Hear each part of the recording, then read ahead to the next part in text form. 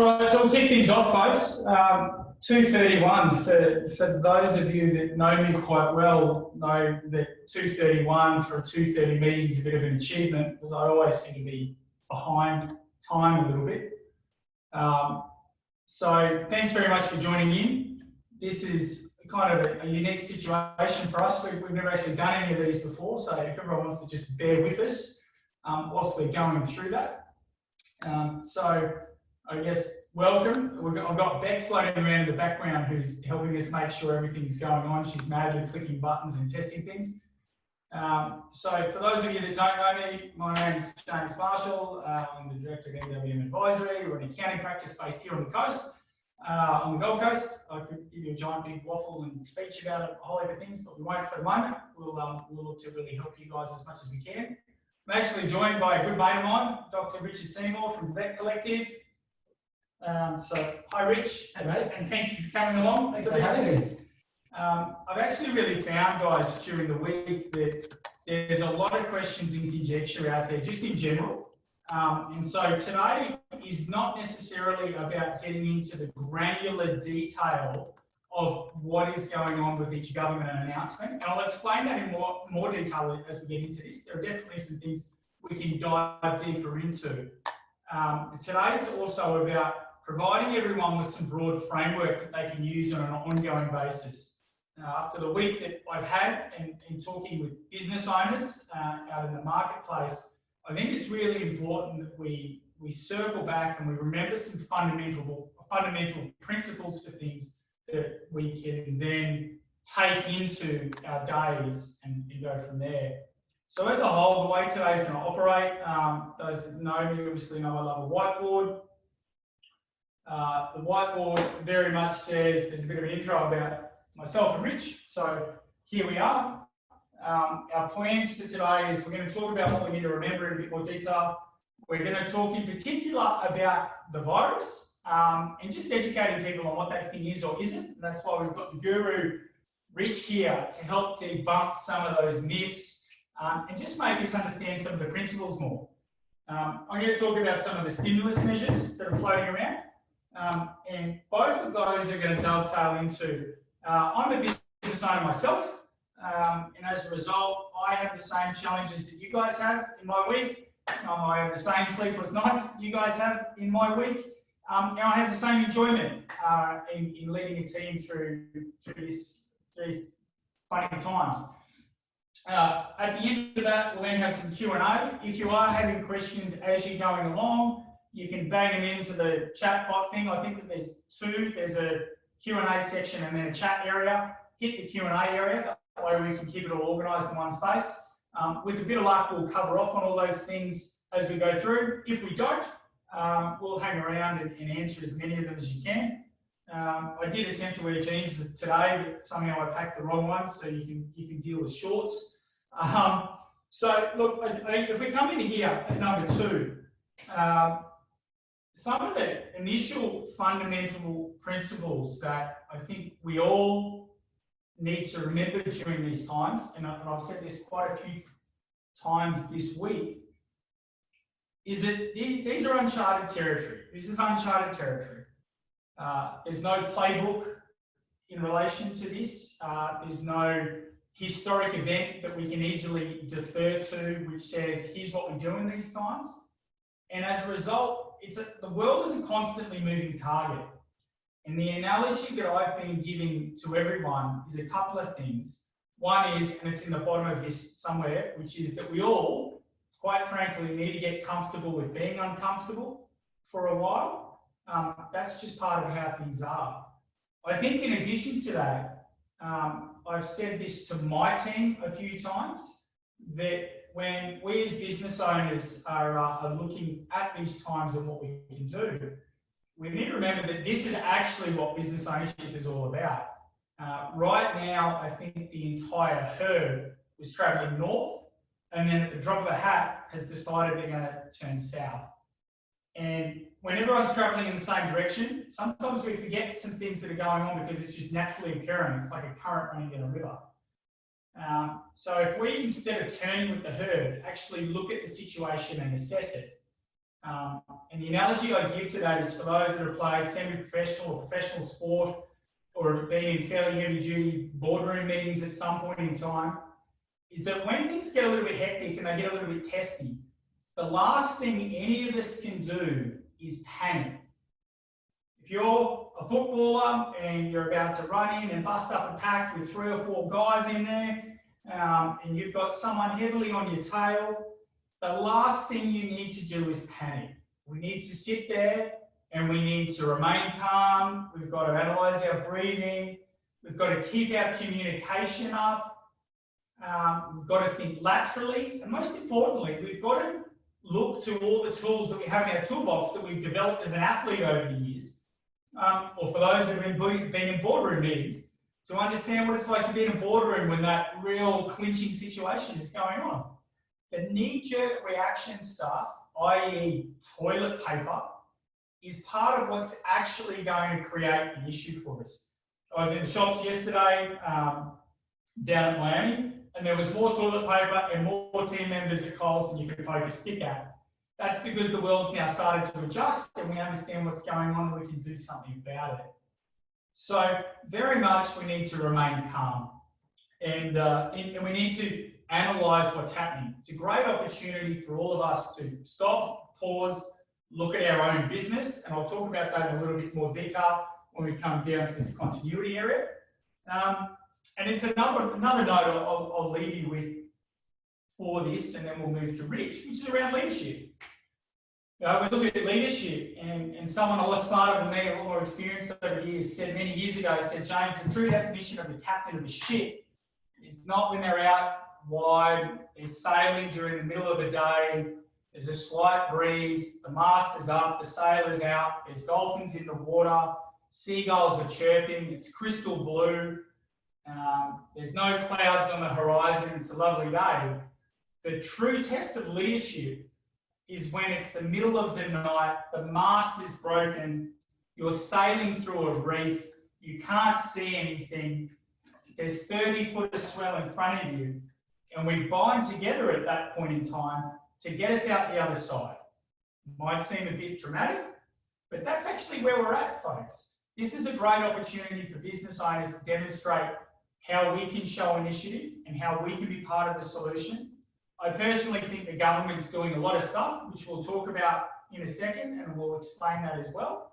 But as a whole, I think this is an opportunity for us to sit, pause, and better understand where our businesses are at, so that as more information starts to come in, we can make more and more informed decisions and choices and make sure we go down the right path. We don't want to be cutting our nose off to spite our face.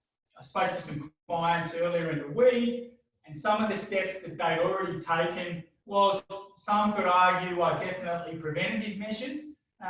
We also need to remember, in Australia, whilst this thing's been floating around for a while, it's really only been a challenge in the last couple of weeks. And as a result, our local, state and federal governments, as well as our banking system, are definitely responding to that. So with all of that in mind, we might step over to Rich, and I'll let Rich explain a few things in relation to this virus. Good, thanks, mate. So just a quick preface, I'm a vet. I think James explained that. I'm a small animal vet. I don't want to claim that I'm a human health expert or a virologist or an epidemiologist.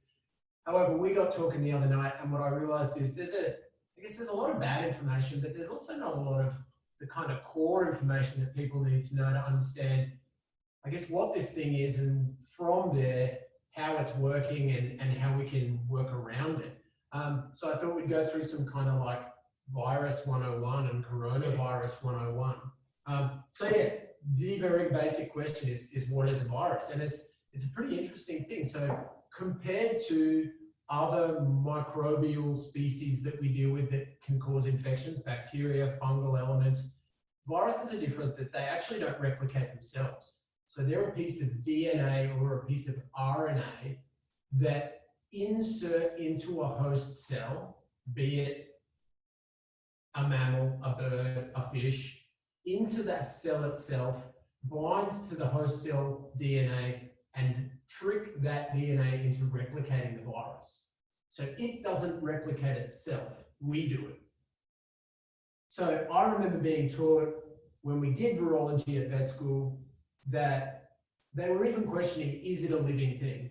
Because it's more a protein than an entity that takes care of itself. So there are these microscopic pieces of DNA or RNA that bind into, when they get into us, get into our cells on a cellular level and trick us into replicating them.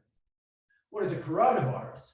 So a coronavirus is just a grouping. So like we talk about, let's talk about dogs, breeds of dogs. We talk about breeds of viruses. So there are flu viruses, there are coronaviruses. And so coronavirus I learned today, the name's based on the Latin origin for crown, which is associated with how it looks under an electron microscope. So it means very little. So the virus isn't an alcoholic, in other words. No, you should be safe there. Yeah. Yeah. And so I guess the things to know about that, some of the viruses that cause the common cold are coronaviruses. The virus that caused the SARS outbreak in 2003, coronavirus. MERS in 2013 was a coronavirus. And so, yeah, so they're familiar. We do see them in animal species with different kind of outcomes. Most of the time, they're flu-like symptoms in mammals and in birds. Sometimes we see them as gastrointestinal symptoms. One of the important things about coronaviruses is, so some viruses are encapsulated, which can make them more stable in the environment. And coronaviruses are encapsulated, and that capsule is fatty, which is partly why it's so susceptible to soak. So when we get back to what can we do, the fact that coronaviruses are encapsulated in this fatty envelope makes them susceptible to common hygiene. What's COVID-19? So COVID-19 is a fancy name for the new appearance of this coronavirus that we've never seen before. So it's a new mutation of that same type of virus that's causing now an epidemic. Might be a dumb question. Is there a COVID-18? No. Right. Well, I mean, there would be, but we're titling it because it's in epidemic proportions. Right. Yeah. So 19 doesn't bear any. That's just when the whole epidemic kicked off. Right. In China. Okay. Yep. And so where did it come from? We all know that it came from China. The thought process is, so I talked about SARS and MERS. They're two of the big coronaviruses that have caused us issues globally. The thought is, and it's not completely for sure, that initially these viruses originated in a bat population. In the bat population, they're endemic, they're generally not causing the same kind of issues. But viruses, like all DNA, are constantly mutating. So they're changing by, I guess, incorrect transcription of that DNA. So it's just inherent in it that as DNA replicates, there are mistakes made. And so a different virus particle pops out. And sometimes that makes that virus completely useless and it falls away and no one ever hears from it. Occasionally, out pops a virus that is functional in that population or maybe in a different population, and that's when we can start to see changes emerge. What's happening though I guess the reason why we see a lot of these things emerge in China is that in these markets where they're mixing a lot of different species of animals alive in these marketplaces, and particularly with wildlife. So we've got live bats, live primates, live canids, all of these different animals, all shedding bodily fluids, wee, poo, saliva, all going all over the place because they're sitting on top of each other in cages. We're giving these new mutations the chance to stick. So it's not making it happen, but we're providing the opportunity. And so out it came, it ended up that it could affect people, it has affected people. And we talked about too about the, I guess, fatality rate, how infectious it is and how scary it is. Yeah. Sometimes the super scary ones end up on a larger level, not that scary at all because they don't have the legs to travel. You know, everyone right there gets super sick, so they can't go to the next village, they can't spread the virus. Yeah. Whereas this one's kind of that nice combination, or Not so nice. yeah, scary combination of moderately contagious and moderately scary.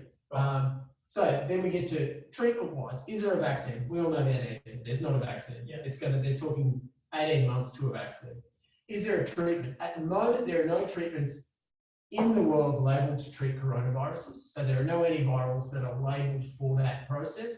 But the guys on the front lines are starting to play with some stuff that they've already got for other viruses. So I know there are teams in Australia working with an HIV drug, and they're also working with an old anti-malarial that are showing some benefits. Yeah. And so, I mean, watch that space. Absolutely, that will be happening, and they'll be running then scientific trials to work out, does it really work? How well does it work? When does it work? Those kind of things. Cool. Cure, no such thing.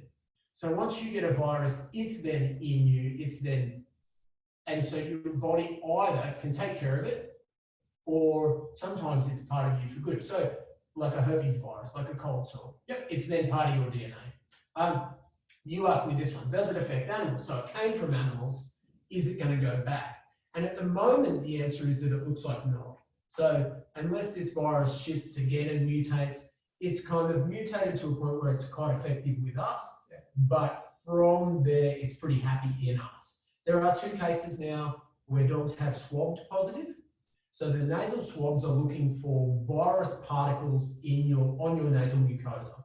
So these dogs were exposed, their owners were positive, and these dogs swabbed positive. There's one of them, which was the first of them in Hong Kong. They then did blood tests and it was antibody negative and had no clinical signs. Yeah. So no dogs have been sick, and certainly there is no evidence of dogs catching this and transmitting it. Right. So I guess don't panic. And what all of the veterinary associations, the World Swine Veterinary Association, are recommending is just common sense and hygiene. I mean, if you're sick, perhaps stop kissing the dog for a bit, and then just hygiene. It's up for you. Hand washing, I kiss all the dogs. That's the deal. Other animals, domestic species, same vibe, is that currently at this point, there's no evidence of them getting it or then passing it on. So what can we do? ... hashtag social distancing. So if we can, with hygiene, and sorry, I skipped, I guess, how does this thing spread? So they're talking about it not being truly aerosol like, say, a measles virus that can be in the air for hours, although maybe a couple in a small space. The big things are contact, so shaking hands or touching surfaces, or then coughing, sneezing, those kind of things. Yeah. So if you can avoid contact with people who are sick, and then you practice really good hygiene, you're not touching your face and you're washing your hands, we're going to do quite a good job of preventing ourselves contracting this. The less people that get it, the better. Yeah. Which brings us into flatten the curve. I think everyone's probably read that on social media. That's talking from an epidemiological point of view, the curve that we see, how many people catch this over time. And we've probably all seen it, they're plotting it, and it's spiking.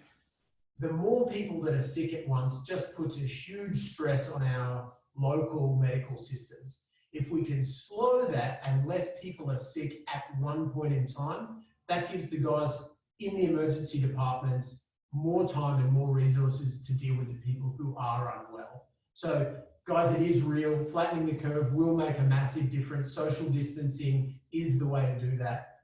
So I implore you, do as much as you can. Take the advice, chill out at home, take it slow, hygiene. Yeah, cool. Okay. Thanks very much, Rich. Yeah, absolutely. Are there any specific questions on that, folks, while we're talking about that topic? Is there anything coming through at all? Just want to make sure that everything's still plugging in. This is our first big Zoom webinar, folks, so we kind of need to make sure it's all okay. Heck, I don't seem to be getting any feed stuff happening. Sorry? I don't see any feed stuff on that Zoom chat thing. Everyone's gone home. Yeah, it's Sorry. all working. Everyone. All right, cool. Thanks, Miles. All right, sweet. Look, I think that's an interesting segue for me, with Rich saying this about flattening the curve. I think from my perspective, and what we're going to talk about, is that I feel like it's about James is wearing shorts. Yeah, not the best. Yes, I know. Well, I had to be genuine, Stoney. I had to be genuine, buddy. Everyone can do their bit, and that's exactly the same with business, right? And so let's now talk about the epidemic or pandemic of what's happening from a business front, because I think there are a lot of similarities between, let's call this thing a virus from a health perspective, but I think it's fair to say we can call this thing a virus from a business perspective as well. The difference is, I think from a business perspective, we can certainly look at things in a few additional measures and ways. So because we all know I love a whiteboard, what we're going to do is we're going to go to the other side. And first and foremost, folks, I need to caveat moving target. And I'll say moving target because my phone in the last 30 minutes has gone bing, bing, bing, bing, bing. Have I seen what's been announced in the last 20 minutes? And the answer is yes, I kind of have. I'll also talk about how it's the case that even the stuff that was introduced 2 weeks ago, we still don't actually have a lot of clarity on. That's part of the reason at the moment we need to take a few additional steps before we start diving into the stimulus stuff. So as a whole, just to give everyone an example and a scenario of how much of a moving target this is, I've only grabbed 3 numbers. There's 87,000 papers here, which we could refer to, which would show that there are plenty more numbers outside of this that exist. And what I want to demonstrate is that 2 weeks ago, and I don't even think it's 2 weeks ago, I think we'll find it could be like Thursday week ago in reverse, the government announced the federal government announced the $17.6 billion stimulus package. Within a week and a bit of that, they've announced an additional $105 billion, and Morrison this morning announced another $66 billion. So that's $189 billion from the federal government in 2 weeks. That's not considering any local bodies, and it's not considering any state bodies. Apparently, these days, for a few reasons, the world seems to think I might know a thing or two and can add a bit of value. And as a result, I've actually been invited into some panels from a Treasury perspective around this and discussions with the ATO. And what we need to remember is that on a daily basis, this health situation is changing. And as a result, the government of the day has 2 options. Option 1 is we announce things at the drop of a hat that aren't thought through. And if we do that, social media will torch the government for not thinking about it enough. Or we'll be too far behind and not responsive enough, and they'll get torched for not being responsive enough. Where is that balance in the middle is a really, really unique situation. And so we need to give the government some credit for that, in my opinion. We live in an amazing part of the world. Those of you that know me, I've kind of only really started traveling in the last couple of years. And I truly understand that saying these days, which is there's no place like home, getting on that plane, coming back to Australia. And so we have a lot of framework in our economy that is going to help us get through these things. So these are measures that the government is very quickly introducing as the world is changing. So I think we need to bear that in mind at all times when we're concerned about what is or isn't going to happen. Because if the government announces some stuff and they commit to things, and then in 2 weeks' time, the whole situation changes because of things we can't currently see, then they're potentially going to get criticised for doing that as well. So they're trying to keep pace for things, and what I've been suggesting to people is, let's pretend the virus is moving along at this speed. The government can't make decisions here at the exact same time as where we're at with whatever's happening in the economy and the virus. The government, in my opinion, has to be back a little bit further so that they can assess the decisions, engage the right stakeholders, pull people in to be able to help them make some much better decisions. So from my perspective, I anticipate from what I'm hearing that these things will only continue. To put that in perspective, GDP, for those of you that don't know what it is, have a quick Google search. The $189 billion that the federal government alone has announced as support in packages represents 9% of Australia's GDP. That is a significant amount of money, and that then needs to be broken down into a couple of different ways. I can't believe I'm actually about to do this. I'm going to draw on the whiteboard, so you'll all get to see this. For anyone that's listening that thought Year 7 camp was a waste of time when you had to go to Canberra and hang out down there and understand what's going on. Believe it or not, year 7 for me has finally come in handy. The reason it's come in handy is, as we all know in Australia, we have a democracy. As a result of us having democracy, we don't have a dictatorship, and we don't have one person purely calling the shots. At a federal level, we have 2 forms of government. We have what's called the House of Representatives, and then we have the Senate. And in Australia, when the government of the day decides that they're going to come up with a bunch of laws, and this is what they think is good, provided the party of the time has the seats in the House of Reps, then that will enable them to pass a bill to get double checked. It'll be double checked by a separate part of government, which is known as the Senate. And so the Senate then needs to individually vote on whether or not they think those same measures are good or they are not. The last time Australia was in a situation where one political party had control over both from a voting perspective was the Howard and Costello days.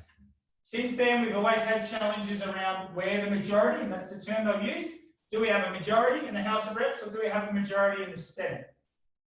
So at a federal level, anytime the ATO or the government introduce legislation as it currently stands, or introduce measures to be able to say, this is what we're doing, 2 processes generally need to go on. One is, it needs to be introduced into Parliament, which means they need to write the stuff and they need to draft it. And bearing in mind how quickly all of this is travelling, you can imagine how many people and policy writers are working their way through how to flesh these things out. There's 20 million plus people in Australia. There's a lot of businesses. As a result of that, we also need to remember that some of the stuff that they've already announced, which I'll talk about in a second, hasn't been mapped out in finer details, and that's due to come out in the coming weeks. As a result of this, as of today, from what I understand, none of the measures that the federal government have announced can happen as of Monday, and you can claw back. Over the coming weeks, as they provide us with more detail in relation to each of these measures, we can then establish how they specifically apply to every individual business owner's circumstances. That's a really, really important statement. The reason it's a really, really important statement is whilst we're waiting for those finer details, in my opinion, there are things for us as business owners should be focusing on right now, which is not media announcements every 20 minutes, but instead is a list of things to make sure our business is organised so that as that comes out, we can click go straight away. There's a good chunk of us that have got payroll, and we've also got to factor into account what we're doing with their team and how we're doing that, and I'll also come to that. I too share that boat with having a nice strong team here on the coast. So we need to bear in mind this mechanism goes on.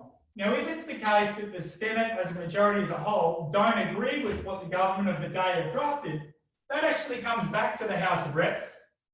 The House of Reps need to redraft that, and then they need to send it out again. That is a general principle as a whole. It's not specific to this corona or COVID-19 situation. That is how everything works.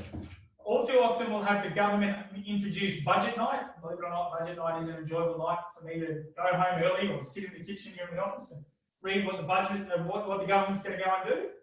Those budgetary measures are not always introduced. It's often the case that a month, 6 months, sometimes 2 years will pass before those measures are then implemented. Now, it's not going to take that long in this situation, and the government's working very, very hard to make sure that this can get through as quickly as possible. I also bags not being a senator that doesn't vote for something. Shotgun not being that person. So as a whole, whilst the government is introducing this stuff, there are some of these measures that need to be checked. They also need to be drafted correctly. So those broad measures that exist, we need to make sure, try and read the Q&As at the same time. Short-term decisions, what is the, we'll come to that. How to scale cutbacks. Yes, we'll come to all those things, folks. So as a whole, here's our state of play. I think it's also important to remember, and now let's get into the more detailed stuff, is that as a whole, there are, in my opinion, 4 things that are going to make significant contributions to business at the moment. We have 3 levels of government. We have local, state, and federal. And each of those government bodies are each taking steps to look at abolishing things, providing refunds, or giving everyone relief. So I'll start at a local level. We could have situations where I've seen local governments around Australia or local councils already suggest they're looking at things like reducing rates or putting them on payment plans or providing people with temporary permits or allowing people to delay what's required in relation to those permits. And there could be a variety of other local measures that happen. I think at a state level, these are some really important ones that there's already talk of. Victoria have done a great job of announcing this morning that payroll tax, for those of you that are in a situation where they have the privilege of not only paying federal tax, and that is wages for your employees, but then they also have to make a contribution to the state government at the same time. The Victorian government has turned around and said today that they will refund the employers their payroll tax that has been paid for the current financial year and will look to abolish it for the rest of the financial year with more to come. I dare say if the Victorian government have gone that way, the Queensland government have to go that way, the New South Wales government will have to go that way. That's fairly substantial because for those of you that are paying it, would know it's anywhere between 3 and 5% of the value of your wage bill. So that in itself could provide some relief. Land tax. Land tax assessments generally in Queensland are levied at 30 June. You've already received your recent notices in relation to that. There's already talk about what may happen with that tax and when that will or won't be payable, or will it won't be scaled back for the year. Queensland government's also talking about interest-free loans for businesses. The finer detail of what those qualifying points are still hasn't been announced, but at a state level, they've demonstrated that they are here to help small businesses. So as those things become official and the final pieces of information are drafted so that we can comply, we need to stay tuned on these fronts. At a federal level, a couple of really key points in terms of relief that's happening. The banking system. So you would have seen at the end of last week, there was an announcement in relation to $105 billion between the RBA and the government as a joint effort to provide relief. I've spoken to all of the primes on Friday, NAB, Westpac, CBA and ANZ, who have already said they're looking at how they can potentially implement policy, which can include up to 6 months of deferral of loans. I think the important thing to note for any of us that are in a business situation where we have business loans is we need to keep the communication open. Our poor old bank managers at the moment are getting smashed. I spoke to a couple of senior people at NAB yesterday, and they're actually having to talk about putting on additional people in the business banking area to cope with these things at this point in time. Here's a really good hot tip, folks. You're not going to be the only one that is chasing your bank down. Manners go a long way at these points in times, and we're all in this together. So make sure you reach out to your bank. Great idea tomorrow. Reach out to them and say, hey, look, I know there's a whole heap of things going on. I want to be in the queue, and I want to be able to discuss this as the final measures come out. You go to any bank's website at the moment, and on the front page is a bunch of information that says, we're here to help you. There'll be an individual application process, no doubt, as that's going through. And without doing the plug of using your trusted advisor, that's a great opportunity in time for you to check in with that application process with your accountant and say, look, here's what we're looking at. How is that going to work? Are we filling that in right? There's already been conversations from a credit process perspective because everyone's concerned that what will this do to my credit rating? My personal view is I can't imagine our financial system penalising people for what's going on over the next 6 months, 12 months, 18 months, however long it takes for us to get through this thing. So talking to our bank, critically important. I'm personally going to cave in and say there's been talk from people of going out and getting as many credit cards as you can, going to some of the short-term fintech lenders like the Moolahs and the Prospers of the world. I'm not fully convinced at this stage that those alternative funding mechanisms are required. You know, those big four banks are the pillars of the Australian banking system, and in my opinion, the Australian government's going to do everything they can to make sure those banks can get through it, come out the other side, and support us in business while we're doing that. So, use some manners, get in contact with your bank this week, and I'm sure there will be a variety of mechanisms for all clients at all different levels for how they're going to be supported. Beck, it's telling us that it might count down or something over there. The biggest thing, in my opinion, guys, is making educated decisions. And I know educated decisions comes with, where do I find that information? Where do I find that information? Let's go to the source. So get in contact with your bank, organise a meeting, organise a time. It could be via Zoom or whatever these links are going to be these days. It's probably going to be difficult for them too, and we need to remember that. Our banking system's never seen this before, so they're doing the best that they can during this time period.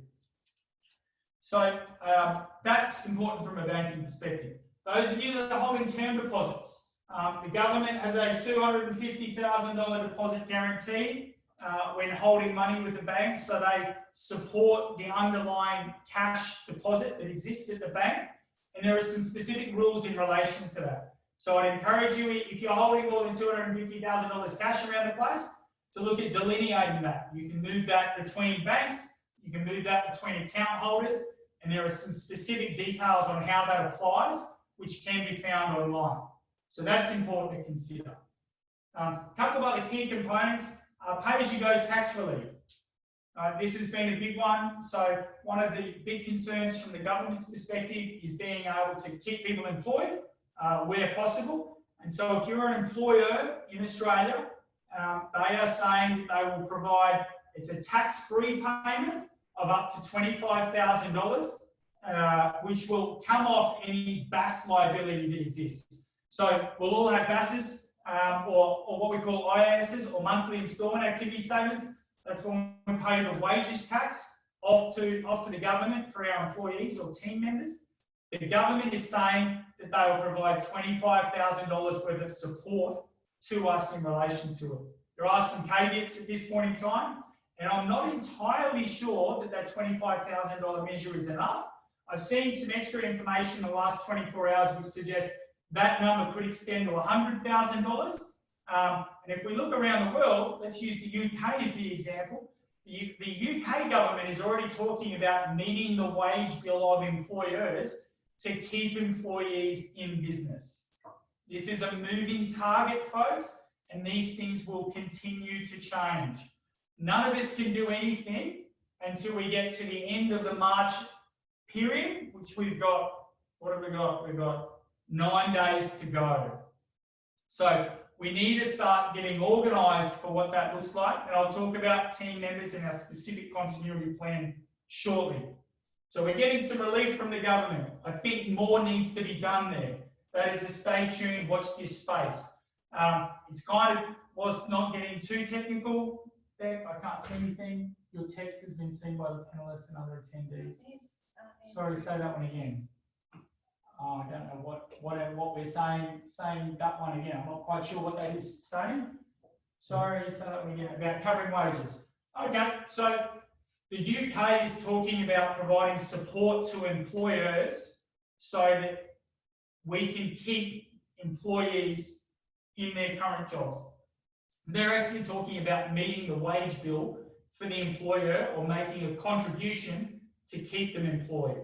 There's been nothing that I've seen specifically yet here in Australia for that, but there's definitely been some talk in some of the internal chat rooms that I've been invited into around extra mechanisms. Yeah, I'll come to apprentices as well, guys. You're just going to have to bear with me because a lot of these things I'll talk about. So PAYG relief is one piece. The second piece here, maybe you guys can't see it all, or the third piece is apprentices. So they've already announced that they're going to provide employers that currently employ apprentices $7,000 a quarter in relation to an apprentice to keep them in their current gig. How that works out and whether that caps out, I haven't seen anything to suggest it does cap out. I haven't seen anything that suggests it doesn't cap out. All of the material says by early April, they anticipate us to be able to start to move forward. As it currently stands, that's a broad concept, which they've committed to. We now need to get into the detail of how that is. Excuse me, but $7,000 per employee, per apprenticeship, per quarter has been announced for the next 4 quarters. They've announced some accelerated depreciation stuff, which is if you buy new things, you can claim it straight away. I personally don't think that's doing enough. It's designed to increase investment spend. The investment spend wasn't the issue that created this. There was a health reason that's created this, which creates supply chain, which creates a whole heap of other things from an interruption basis. I think that one's not going to be as effective as they thought it was, because everyone's going to be holding onto their cash at the moment. However, I will say, if it's a situation where you were thinking about buying larger pieces of equipment, then absolutely there's going to be some benefit. There's already talk that up to $150,000 worth of assets, if you were to buy that all in one hit, or an asset of up to $150,000, then you'll be able to claim all of that in the first year. It's really important to remember, guys, that's a tax deduction. It's not a refund. So ordinarily, if we bought a piece of equipment, which is $150,000, we might depreciate that at 30 grand a year for 5 years. Instead, we can claim all of that in 1 year. What the definition of that asset is yet to be clearly defined. Apprentices, loan support. So, coming back to loan support, there's been the comments around the 6-month deferral fee piece for all of us. I think, did I cover that before, Rich? I'm not sure if I did. You're talking about banks. Yes, so as a result of that, guys, when we're budgeting and looking at our cash flow position and statements, it very well could be the case that we can take out paying the bank for the next 6 months, but we need to assess and have that communication on a one-on-one basis with our respective banks. Deposit guarantee, help retain the team. So that's where I've been talking about. It's the case that the government will be looking at PAYG relief for us and potentially also moving in accordance with other countries. These things are rolling out on a daily basis, so we need to be mindful of that. From all of that, folks, I'm actually going to come in and dive into the more specifics of what we should be doing right now. So my view is that we have 2 weeks before it's going to be the case that we can entertain getting money from the government. So we need to get all of our ducks lined up in a row to make sure that the minute we're eligible for any of these things, you can, at the drop of a hat, complete them, get them done accurately, and entitle yourself to the maximum amounts that exist. The knee-jerk reaction stuff are the things that we want to hold off doing wherever we can. So, what does that mean? Really good question. Hopefully, folks, you've all been able to see, I don't know how big that gets back or not, but we've got this fancy thing here, guys. It's not a product flog, it's purely a tool that's designed to help you all. I think Beck's posted a link, if you haven't already got it, around how that's going to work. So this plan has got 7 steps in it, and I'm briefly going to go through them. But what I'm actually going to do is I'm going to go through them with what I'm doing in my business. Right, so I'm a business just like you guys are, and as a result of that, what are the steps that we're taking in MWM, and what are we doing about those things? So first and foremost, preserving cash. I think that is very much an important one for all of us at the moment. So we need to be making sure that we've got money from all of our relevant places, and we know exactly where it's at. I'm going to add to that at the same time is what our cash burn is like.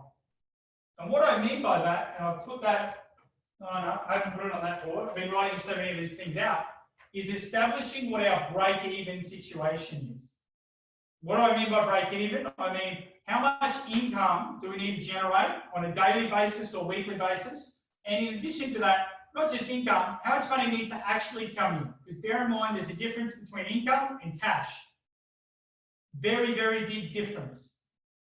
How much of that do we need to come in on a daily/weekly basis to keep the current doors open? Now, there's a couple of things we need to consider in relation to that. because what we ordinarily need to come in the door and what we currently need could be two different things. Now, what I mean by that is our bank loans. We get clarity over the next week or two in relation to our bank loans. It could be the case that we don't need to factor into account keeping them at play. Wages tax relief. There's already talk of the $25,000. I personally don't think it's enough. I've heard rumours it could go to $100,000 to assist us in supporting that. Payroll tax, that could be disappearing and being refunded back to us as well. Any of our local-based taxes, we're also going to look at, will we have to meet those upcoming obligations straight away? Or could they potentially be deferred, or are they going to be reduced as well? Having a chat to your landlord. Start those conversations now. Your landlord's in the same situation that you are. There's a bunch of landlords out there that might be swearing down the video right now, and I hope that with what I'm about to say, we can strike a balance. Landlords need good tenants, and good tenants need good landlords. So we're all in this together, guys. I think the most important point for all of us with this is very much communication, communication, communication. Information, information, information. If we can look at those key things and what those obligations are like, then that's certainly going to be going a long way. So, where are we? Cash. Maximising our cash receipts from our stimulus package. So, we've spoken about what those are. Preparing a cash flow forecast for the next 12 months. I personally am sitting down with my practice manager on Tuesday night, and we're going to be having a look at what that means in MWM's business over the next month, what that looks like over the next 3 months, and what that looks like over the next 12 months. And we're doing some modelling based on finding ourselves being busier or potentially ourselves being quieter. And what are the what-if scenarios? How do we play those out so that we've already started to think about those things?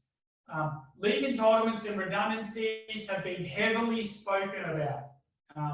I think the most important thing for us to do at this point is get clear on what those are. I can't tell you how many times we sit there and we look at payroll obligations with clients, and because it's not something that's done every week, it's not necessarily reconciled to the cent, or the payroll, the way it's being entered, might not necessarily have the clear entitlement amounts. So make sure you go and check what all of those things are, so that you've got a clear understanding of that. It's a real tough one for the employees at the moment, because I don't think there's a bunch of employers that are putting employees on, unless you're stacking shelves at Coles. It seems like there's a bunch of extra people that they're getting in there at the moment. But very much keeping the communication up to the team around how the government is going to help us and support us through that. If you're a business which no longer has to pay the bank back, you're a business that's getting credit amounts back for apprentices, you're a business that's getting PAYG relief in your next couple of BASs, it could very well be the case that there is an alternative way to being able to retain team members rather than having to find redundancy payments if that's required, or alternatively looking at things from a leave perspective. We all have businesses, we all need team members to be able to grow our businesses and have our businesses continue. So as the world turns around, we want to make sure that we've also got everyone there to be able to pull together. Where is the link? Beck, can you get that for Tim? Please. So that's our cash flow forecast. You know, ordinarily, our ordinary costs, what are some of those that potentially we can defer? I'd heard and spoken to some landlords on Friday that had actually said what they're looking at doing with some of their tenants is they've all agreed that for the next 3 months, there'll be half rent, or there'll be a quarter rent, or there might be no rent. And then as that 12-week period transpires, that rent that otherwise would have been payable can be backed into the back of the lease. Obviously, on an individual basis, their conversations are going to need to be had to make sure that everyone's okay. So prepare our 12-month cash flow forecast. And yes, naturally, your accountants are here to support you with that. And we need to be looking at converting what we ordinarily use for tax information to be able to be looking at that from a business making decision tool perspective. Delaying payments to the ATO. This is a big one. Everyone listen up here, please. We have found it to be the case that the Australian government in the last 2 years has realised it's got to get better at collecting money. It's been saying that for a while. However, they definitely ramped up their activity and initiative in the last 12 months. That has to change. We had the bushfires, we had everything that came out of that in January, February. We've already seen them start to become a little bit more relaxed. We've already been on the phone to the ATO, and there are a couple of key messages. One is we still need to make sure we're lodging all of our documents on time. That's critically important. There used to be theories many years ago, and I personally don't condone them. I certainly can't on a public platform, which is don't lodge and then they don't know. We don't want to encourage that behaviour. Reporting to the government will be critical because they take the view that once they know something about it, they can do something about it. There's already talk of 4 and 5 month deferral requests. I've heard and been involved in conversations on the ATO end, which could include, and I know could, interest-free payment terms of 12 to 24 to 36 months. So when this next activity statement comes out come the end of March, what we need to be prepared for is to say, where is our business currently at? What's our current ATO obligation? And how do we need that to work in with what our business is doing?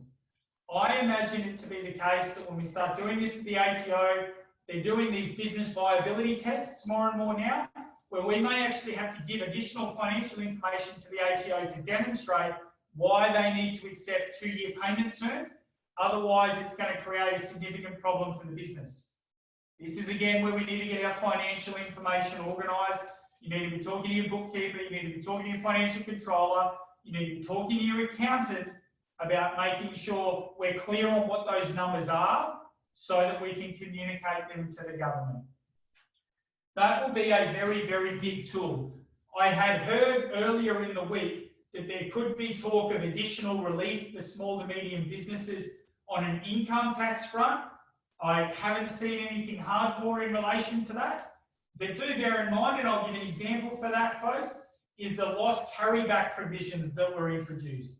Those provisions say that if your business makes a profit in 1 year and a loss in another, we've potentially got the ability to claw back some of the previous profit tax that's been paid to help support the business in its current environment. The ATO don't want to put everyone to the wall. We just need to communicate with them in relation to that. I also think, folks, on this one, this is not a set and forget position. As our business changes, we're able to get in contact with the ATO and say, hey, folks, here's what's going on in our business in the last month or two. We need to change what that now looks like in terms of how we're paying you. The dumb question is the one we don't ask. So we've got the ATO on our side in relation to that. Let's bear that in mind when we're looking at our cash flow position. Do not pay the ATO as of today until you're clear with your accountant on what can potentially be done to preserve if and when that payment needs to be made so that that can be used for cash flow. The ATO also have, folks, they have up on their website a bunch of links that you can click on, which are constantly changing what that relief looks like. Next round of the decisions, review our current funding arrangements, 6-month deferral options. So I've spoken about that. I think that that one's really important.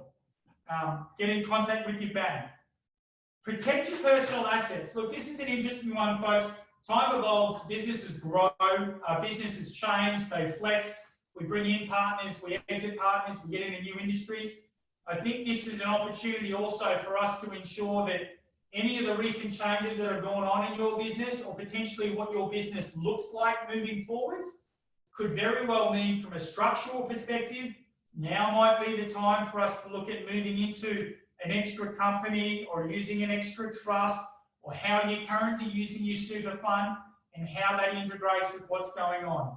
This is very much a milestone event, so we need to look at the milestone event and make sure that that applies in relation to what we're doing.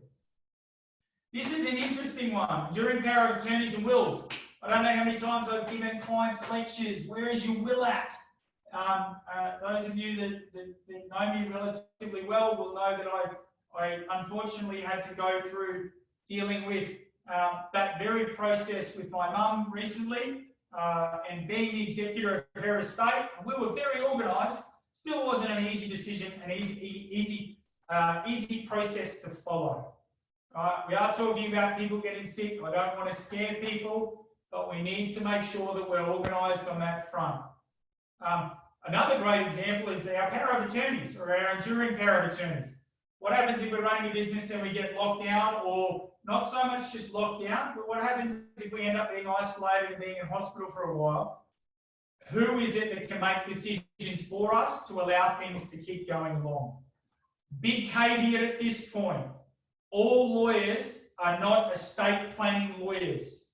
It is critically important that we use the right people for these tasks. They're an inherently complex area, and we want to make sure that we get that right. If you're chasing some referrals in that area, we have a series of different law firms and practitioners that we can refer you to, that we have found have certainly helped our client lists over the years and done the right thing, and they can make sure that we achieve what we need there. Employee policies. This has got to be one of the biggest round of questions I've seen today. First and foremost, I need to caveat things by saying I am not an employment lawyer. We are not providing employment advice here. I will provide some general ideas and suggestions about things that need to be considered. And we'll also encourage you to say that we have the National Employment Standards and the Fair Work Act website all provide information on them, and that needs to be a tool. Like all government websites, I think they don't do a good enough job of giving us enough detail, but that is a really great place to start.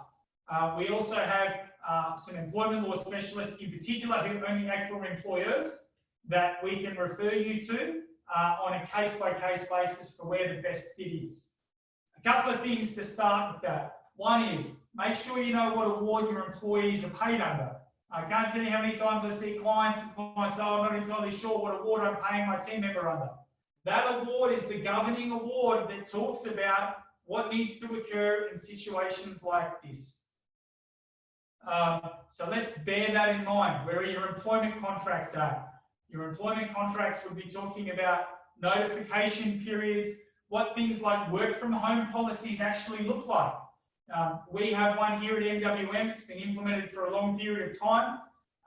We've actually performed in relation to that a series of trial runs for us to work remotely as an office as a whole. I've already seen workforces starting to talk about splitting their workforce in half. Rich, I believe you've done that with your business. Yep. So step us through that. So I guess we don't really have the facility to work from home. Well, not as much, I guess, as you can. There is inherently a hands-on component to it. So I've split, we're a small team, but I've split us square down the middle, and those two teams will not then interact. So I guess my theory there is that if one of those teams get contaminated, for lack of a better word, that team can be out for whatever period that is, maybe 2 weeks. The other team can take up some of that slack in the meantime. Yeah. Whereas as it did stand last week, there were days when all team members, well, within 2 days, all team members came in contact. Yeah. And the way that the rules are happening now, if someone tests positive for this virus, anyone that's been in contact with them for the 48-hour period is then on a mandatory isolation. Yeah, isolation. So I think some corp have done the same thing that I read in the papers as well. I think the biggest one, guys, is communication. That is by far the biggest thing with your team. We want to get through this. Now, I'm going to reach out and I'm going to ask all the employees at this point in time to give some consideration to a couple of things, or this can be shared with your employees, which is employers have a tough gig a lot of the time, folks, making sure that things are open and they're going. And we all want to keep that happening. Unfortunately, it will mean from time to time that potentially some hard decisions are going to have to be made. I'm already hearing talk with employers engaging with employees around conversations like, what do we do around reduced hours? How can we potentially look at using annual leave that's currently existing for businesses that are slowing down. Leave without pay is a real grey area in relation to how that needs to be handled. That's a specific thing that I'd encourage everyone to have a one-on-one conversation with me, your accountant, or in particular your employment lawyer about. But opening up the communication channels with everyone about that. Maybe there's going to be job sharing for people for a while. It could be the case if businesses aren't busy enough, that there may need to be a situation where two employees can share a role and both take a haircut. That's a really difficult situation because these concepts around redundancy do exist. I think from the employer's perspective, the conversation is very much about saying, we want to get this back on an even keel. And there are a couple of ways that we can do this. The best way is for us to find a viable option on both sides of the tent. Now, that may require consent from the employees. There's a real challenge around duress and employees being forced to do things that they shouldn't be needing to be forced. We don't necessarily have mandatory situations where all employees across Australia are required to be in lockdown, so we don't have a stand-down situation as a whole, which there appears to be some specific rules in relation to that will potentially come out. But opening up the communication channels with your employees to say, this is really difficult, I don't know how I'm going to get through it. These are some ways that we can potentially see doing that, and getting mutual consent from the team is something that's definitely going to go a long way. So we're looking at employee policies. So that's reducing some of our time, looking at leave, looking at potentially unpaid leave. Obviously, the employees also still have situations where they have their own obligations and their own commitments as well. So it's striking a delicate balance between them. Everyone's in that same boat, folks. I'm not really finding from too many clients, they're all saying we're putting on hundreds of people at the moment. So I think from the employees' perspective, they very much want to be working with the employers so that we can keep things going. I have heard and seen in some potential drafts that were floating around talk about deferral of superannuation payments. I personally am not sure that that's going to go on, and I can't see that one sticking. But again, that's a stay tuned situation. Very much it's important to consult with us, an employment lawyer, and using their national employment standards to gain great clarity.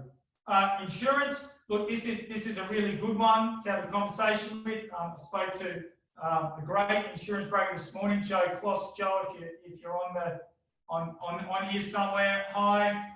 Thanks for your input this morning.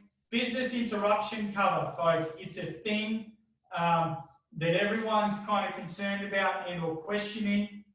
Very broadly speaking, if business interruption insurance was backed into all of our policies as of right now, it would be extremely costly or too unaffordable for us to actually have. There are exclusions in relation to those policies. There are some unique policies that may cover us for certain things, but contact your insurance broker and or contact your insurance house that you're currently getting things through to get a clear understanding of that. I'm going to add to that. This is a great time for you to actually review your insurance. So often we see clients who will go and get the cheapest policy possible and not go and read things in enough detail.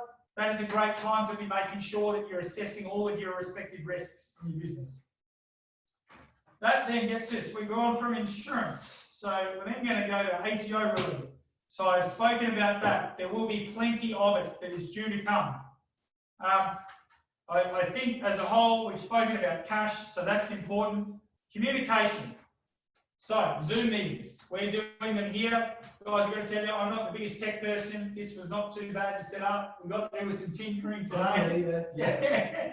I will say finding webcams is really hard at the moment for obvious reasons. What I do want to talk about, folks, and this is where I'm going to get a bit passionate, is I actually think for us as business owners, this is an opportunity to step back and assess how our business currently works. It's an opportunity if we have downtime in our business. Whilst we're scrambling for everything, I can understand that, but this is also a time of reflection. And it's a time of reflection for us to look at our business. I know I'm going to use that in my business to get much clearer around goals and objectives. What are we in business for? Why are we in business? What does my team really know and understand about how this business operates and the contributions that we can make to our clients, to the community as a whole, to our own families? So I strongly encourage everyone to, instead of looking at this as this is COVID-19 and this is the reason that my world won't go ahead or go to plan the way it needs to, this is an opportunity for us to, I've written it down here, leaning into it. We need to cool the jets, we need to assess the situation, and we very much need to lean into this thing. By leaning into that, we need to get educated. We need to look at things like leadership tools. I've got a whole heap of books printed out here. I'm going to send to anyone that was on the list today a list of books that I use from a motivational tool perspective and a leadership perspective. Ken Blanchard, this guy is awesome. He is the doyen of leadership around the world. If you look up Ken Blanchard, Leaders of Hope or Bearers of Hope on YouTube, there's a very, very famous, I think it's a 90-minute clip where he actually talks about what leadership truly looks like. That's us, folks, when we're running this business. Ken Blanchard is great. This book is amazing. Who moved? It talks about a couple of different mice that go to the same spot in a maze every day to eat some cheese and find the cheese. And one day they go through the maze to find the cheese isn't there anymore. And what do? That's very much what's going on now. Who moved my cheese? The monk who sold his Ferrari. There's another great book. This book does a fantastic job, and Robin Sharma as a whole, awesome content. Allows us to really understand, guys, what's important. We've got a whole heap of stuff that's been crammed on top of things these days. What are we getting in our true core? We all don't need to become a monk and go to India, but this allows us to give us some reflection. Good to Great, Jim Collins, Leadership. This is a great book. There's a second book called Built to Last. Look at that. These are all available via podcast. They're all available via audiobook as well, folks. Simon Sinek, Why Leaders Eat Last. Understanding our why. There are a bunch of online platforms that condense these books into very easy reads that allow us to assist in what we're doing. Ken Blanchard, Raving Fans. That's another cracking one. It's up the other way. Where's another great book? We've got it in here somewhere. Ray Dalio, Principles. Another amazing book from a guiding tool perspective. There are a bunch of business plan templates. The Queensland Government actually has a really good one. Again, I'll post all of this out in a link to everyone.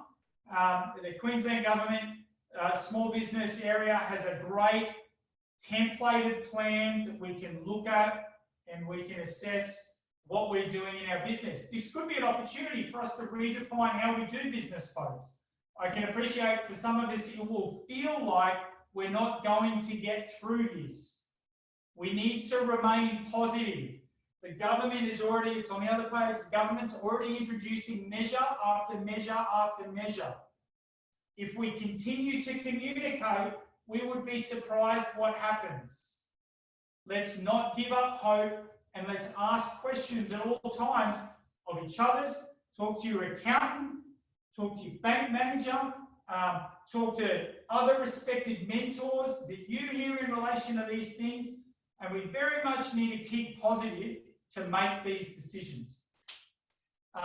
So I'll be using a bunch of that myself to enable me to redefine or help make clearer my purpose. We're also going to use this as an opportunity internally at MWM to look at, I'm going to call it the how to build a house in 10 days principle. So when we're talking about getting our team together and creating harmony and unity at the moment, I was recently at a seminar or a weekend conference, and the guest speaker said that he was working with one of Australia's largest home builders, and they were talking about efficiency. Their business had grown, and they found they were less and less efficient. And as a result of that, They wanted to unpack and repack how it was that they could create more efficiency moving forwards. The average amount of days to build a home in their organisation, the standard home for they built, was 142 days. And this leadership consultant went in and saw them and said, okay, cool. It currently takes you 142 days to build a house. What would it take for you to build that house in 10 days? And the entire committee, board of directors, senior leadership team, all told that person they were nuts and said, look, you're just kidding yourself. You can't build a home in 10 days. It's impossible. And after going backwards and forwards a couple of times, the leadership coach managed to convince the business to consider, well, let's just pretend. Let's pretend in 10 days we could build a house. What would we need? What are all the things that we would need organised in our business and how they would operate to be able to build that house in 10 days? And let's just spend a couple of hours doing it.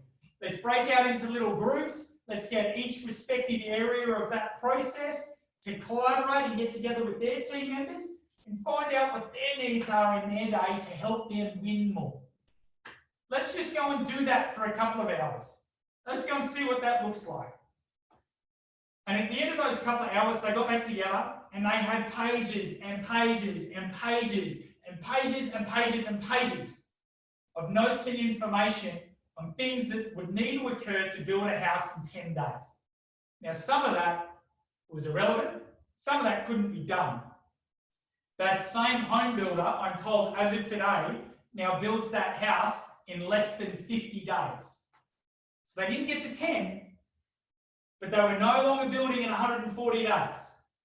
So this is an opportunity for us to look at how it can be the case that we can improve our business, make it clearer for our team, keep communicating to our team on a constant basis. What are the steps that we can do that our organisation can become more efficient and effective, which delivers a better outcome for the client as well, which in turn will make our business more viable. That's kind of where I'm at. Rich, you're a business owner. You got any questions or queries? Or Beck, have we got a list of anything in there?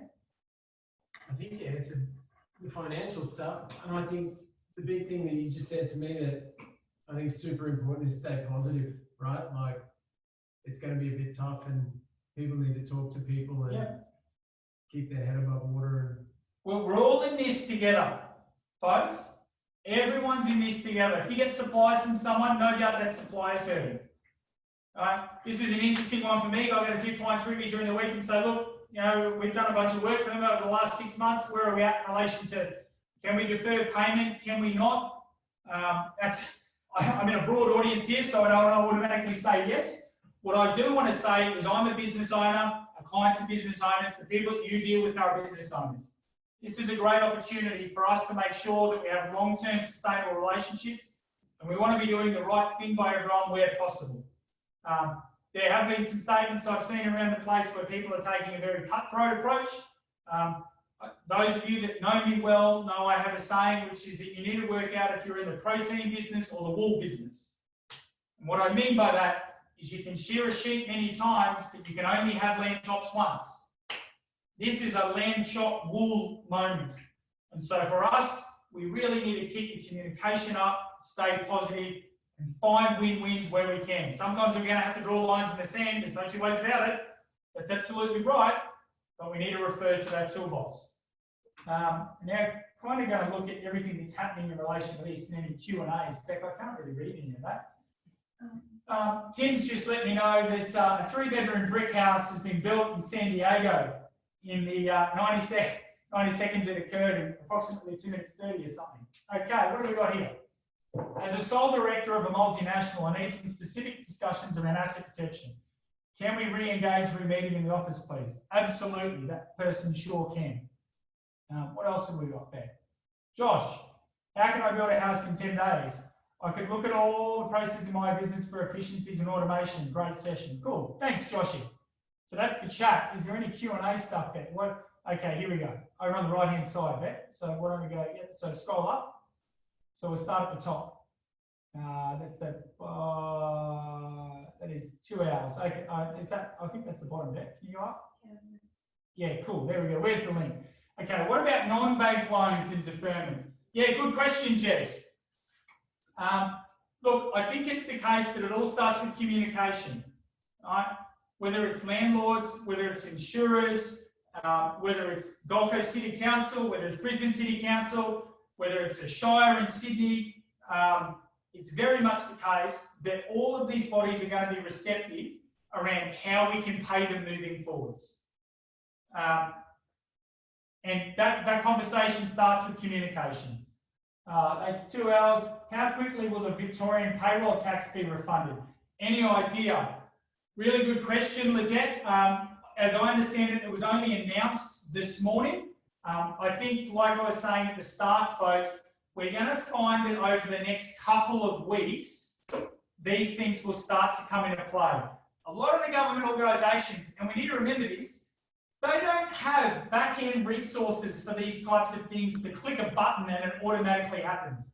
We're dealing with millions and millions of people, and as a result of dealing with millions and millions of people, they need to organise things. It'd be nice if government bodies move quicker, but stay tuned. I think the best thing we can do there, Lizette, like I had written on the other side of this whiteboard, was let's create 3 lists. A local list, a state list, and a federal list.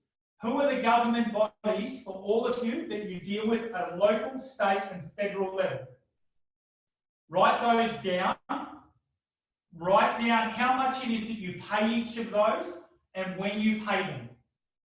Go back over the last 12 months, go back over the last 24 months, see how that applies for you. And then, as they release the finer detail about when we can get that done, you've already got the information in hand and you can make the decision straight away. Insurance question. We have business interruption. Can you bring that over back a bit? Sorry, I just can't quite see it all. Whoa, okay. Right, okay. Insurance. Business interruption insurance. This is only in circumstances not covered. Have you seen any instances where it's been challenged? Any suggestions? Unfortunately, I haven't. I think that's a question for the brokers. I'd love to say I have, but I haven't seen anything in particular yet. X consistently moving things. Thanks, Dad. Good. Great all-round advice. Has this been recorded so it can be shared? Yes, it's being recorded, and yes, we'll have a link out to you. We're learning how to do this, folks, so bear with us on that. But we'll definitely be posting things out. Thanks very much, Claire. If you don't have a current bank loan, what are the chances of getting a new loan? I already had a conversation with CBA last week, and it seems that easy. I think, Lizette, what you've demonstrated for me is let's not give up. And the reason I say that is since that conversation has been had, I dare say the government's introduced new measures, which may mean the metrics change. Everything that's being implemented here, folks, we need to bear in mind it's a moving target. And as a result of it being a moving target, the next wave of information that comes out may very much turn around and change what was previously going on. The state governments have already been talking about providing businesses with interest-free loans to help support them through those working capital levels, and that may very well even exist at a local level.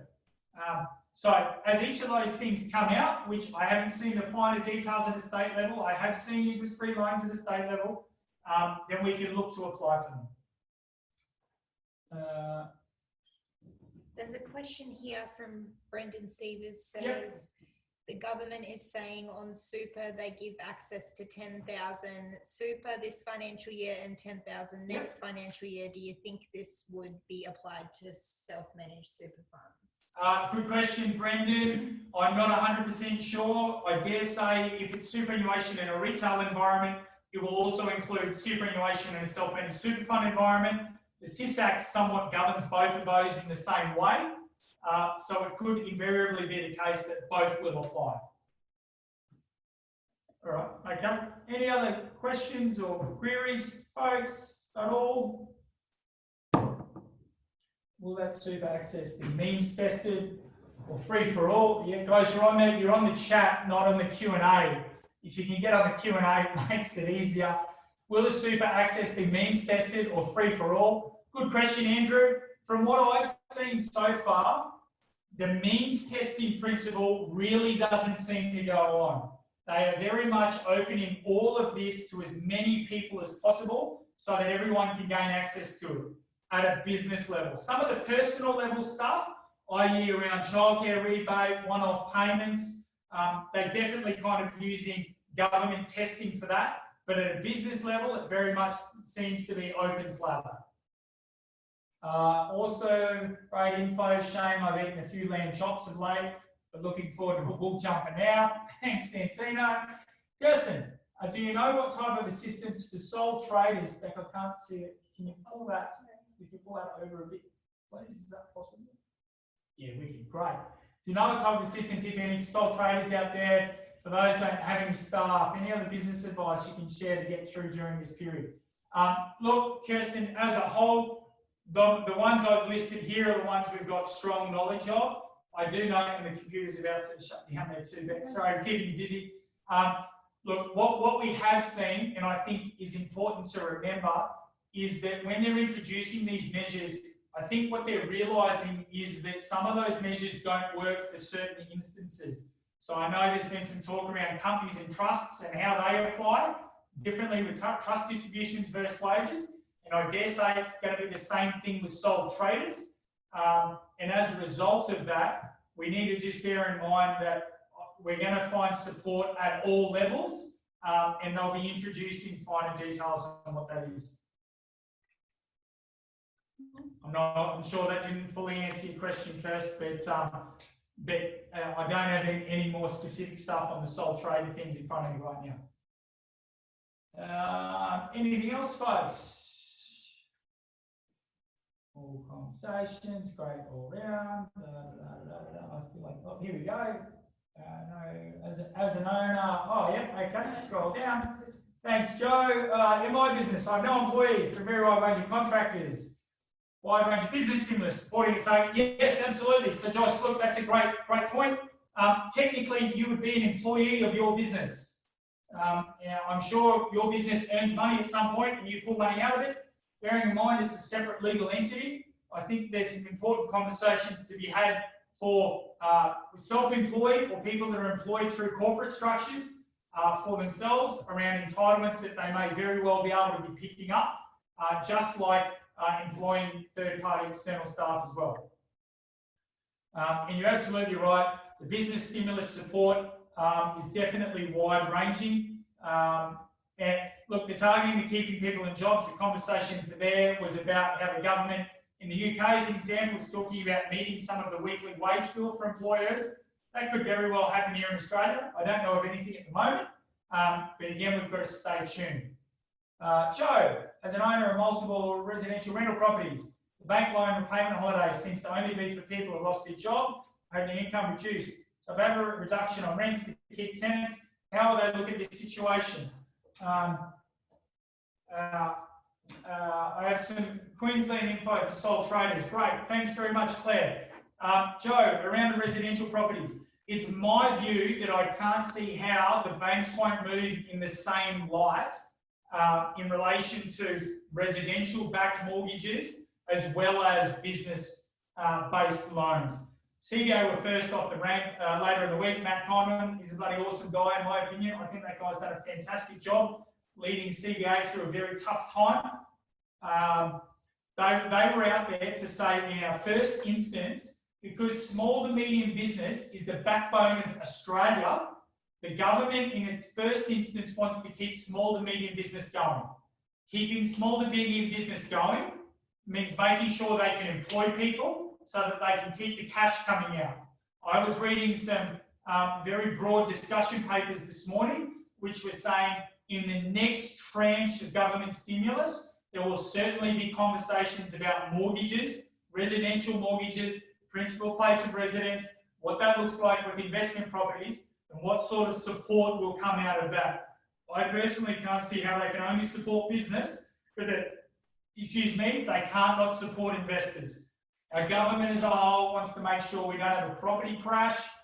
Interest rates have gone down. There's been some talk of negative interest rates. That's a whole unique concept for those playing at home. Feel free to look them up. So I think it's going to be the case, in my opinion, over the next week or two, that there needs to be stuff from the government around deferring those loans. And in either instance, Joe, I think it's the case that we can sit here and say, we start the conversation with the bank. The bank very much wants to work in with everyone and doesn't want to see things go backwards. Is there anything else, Beck? Scrolling down. Scroll. No. All right, folks. Just Santino said, does the apprenticeship grant still stand for trainees and do they have to be full-time? Yeah, good question, Santino. I actually don't know the answers in relation to that. We're waiting on that specific information to come out next week because they've said that we currently can't claim on that until early April. So I think, again, as I said earlier, breaking things into our different lists for where we think they will apply. We'll keep that in the column of relief for our employees. And as that specific information comes out and portals exist for you to apply to it, we'll have a look at that situation at that point in time. That's it. Is that it, Beck? That's it. Yep. All right. Fantastic. Well, thanks very much, Rich. You've sat here for most of it at the end and you've looked pretty. I would have watched it. Yeah. Thanks, mate. And thanks very much to Rebecca Menz in our office for giving us a hand. She's done a great job coming in on a Sunday for that. Folks, stay tuned. This is an evolving piece. I actually feel like moving forward, I might do more of these on a shorter basis. I've managed to talk for an hour and a half here. No surprises there. But as things start to flow out, I may potentially be doing this with specific styles of specialists, whether that's bankers, lawyers, insolvency, cash flow, insurance, and how we can help better educate everyone to move forward. So let's stay positive, very much, folks. Let's not make quick decisions. Let's look at all areas of our business, put them into the buckets, use our guide. There's about 15 pages behind you I didn't go into, which gives you some structure. Split that guide out so that we can then have conversations about what to do in our business moving forwards and claim on these things. Thanks very much, folks. Really appreciate it. Stay tuned and stay positive. Thank you.